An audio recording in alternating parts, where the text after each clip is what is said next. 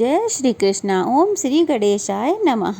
हिंदू पंचांग के अनुसार हर साल भाद्रपद मास के कृष्ण पक्ष की तृतीया तिथि को कजरी तीज का व्रत रखा जाता है।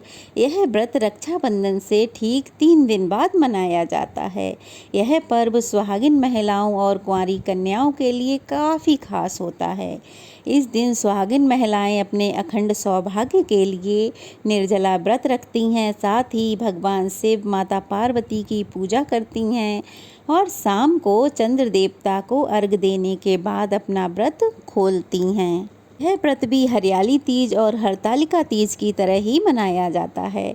इस दिन विधिवत पूजा करने के साथ साथ ही अंत में कथा अवश्य ही पढ़नी अथवा सुननी चाहिए, क्योंकि कोई भी व्रत जब हम करते हैं तो उसकी कथा अगर हम नहीं सुनते हैं तो व्रत अधूरा माना जाता है। तो इसलिए व्रत की कथा अवश्य ही पढ़ें अथवा सुनें।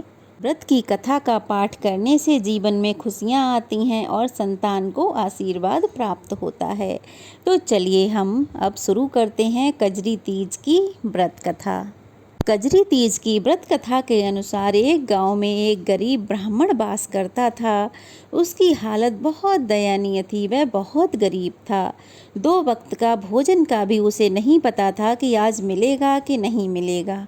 ऐसे में एक दिन ब्राह्मण की पत्नी ने कजरी तीज का व्रत रखने का संकल्प लिया और अपने पति से व्रत करने के लिए चने का सत्तू लाने को कहा। यह बात सुनकर ब्राह्मण परेशान हो गया कि आखिर उसके पास इतने पैसे नहीं हैं तो वह अपनी पत्नी को सत्तू लाकर कहाँ से दे। ऐसे में पत्नी बोली कि चाहे चोरी करो या डांका डालो, लेकिन मेरे लिए सत्तू लेकर आओ, मुझे बाकी कुछ नहीं पता। जब उसकी पत्नी इस प्रकार से जिद करने लगी तो ऐसे में ब्राह्मण एक साहूकार की दुकान पर पहुंचा। जब वहां पहुंचा तो उसने देखा कि साहूकार के साथ साथ उसके सभी नौकर सो रहे थे। ऐसे में ब्राह्मण चुपके से दुकान में चला गया और सत्तू लाने लगा। ऐसे में उसकी आहट की आवाज़ हुई तो आवाज़ को सुनकर उसके नौकरों की नींद खुल गई और सभी नौकर चोर चोर कहकर चिल्लाने लगे, शोर मचाने लगे। तो साहूकार की भी नींद खुल गई और वह जब उसने देखा कि ब्राह्मण क्या कर रहा है, यह सब ने देख लिया। उसने ब्राह्मण को पकड़ लिया। ब्राह्मण ने तब कहा कि वह चोर नहीं है और केवल वह सत्तू लेने आया है। उसे 1 किलो सत्तू दे दो, वह सत्तू लेकर चला जाएगा। जब ब्राह्मण ने उसे सारी बात बताई कि उसकी पत्नी ने तीज का व्रत रखा है, उसके लिए पूजा सामग्री चाहिए, इसके लिए उसने केवल ये सत्तू ही लिया है और उसने कोई भी सामान चोरी नहीं किया। यह सुनकर साहूकार ने ब्राह्मण की तलाशी ली तो उसके पास सच में ही अन्य कोई सामान नहीं मिला।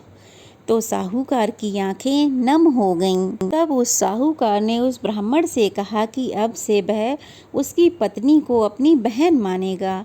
इसके बाद साहूकार ने ब्राह्मण को पैसे, मेहंदी, सत्तू सहित और जो भी पूजा का सामान था सब सामान देकर विदा किया। कहते हैं कि इस व्रत के करने से सभी मनोकामनाएं पूर्ण होती हैं। तो ब्राह्मण अपने घर पहुंचा और अपनी पत्नी को सारा सामान दिया। तो उसकी पत्नी ने विधिवत कजरी तीज का व्रत रखा, उसका पारण किया। तो भगवान की कृपा से उसके पति की आयु लंबी हुई और उसके घर में भी धन संपत्ति के भंडार भर गए। धीरे धीरे सब खुशहाली से रहने लगे।